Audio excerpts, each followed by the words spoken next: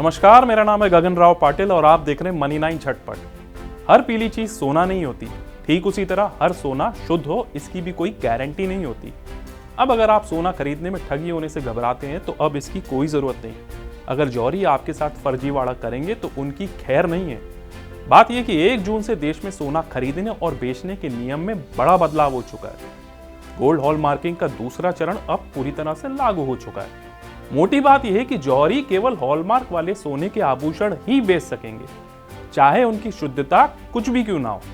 यानी बाजार में बिकने वाले सोने का आभूषण शुद्धता के मोर्चे पर पूरी तरह से सुरक्षित माना जाएगा।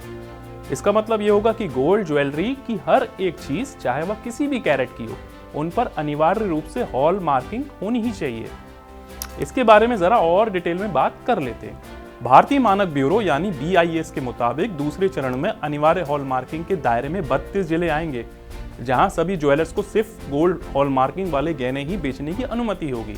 सोने पर हॉलमार्किंग का नियम पहले स्वैच्छिक रखा गया था, लेकिन जून 2021 से इसे अनिवार्य कर दिया गया है। पहले चरण में इसे देश के 256 जिले में अनिवार्य किया गया था। अब दूसरे चरण में 32 जिलों को इसमें शामिल किया गया है।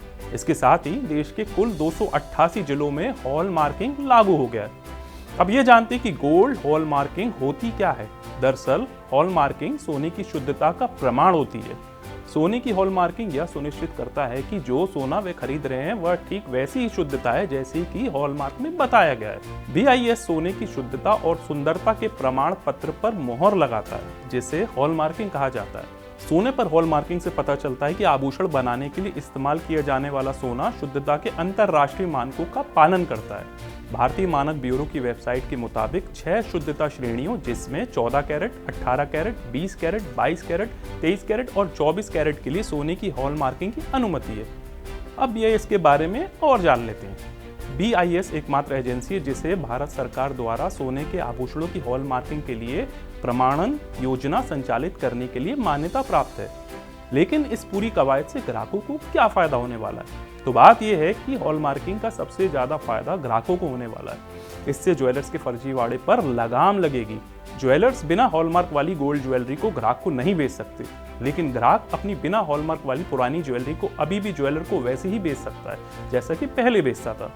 यानी उसे घर में रखी अपनी बिना हॉलमार्क वाली ज्वेलरी को हॉलमार्क कराने की टेंशन नहीं लेनी है। हालांकि ग्राहक खुद से अपनी ज्वेलरी पर हॉलमार्किंग नहीं करा सकता है, क्योंकि पुरानी गोल्ड ज्वेलरी ज्वेलर के लिए एक तरह से रॉ मटेरियल होती है। उम्मीद है खबर आपको जरूर पसंद आई होगी। ऐसी खबरों के लिए देखते रहिए मनी 9।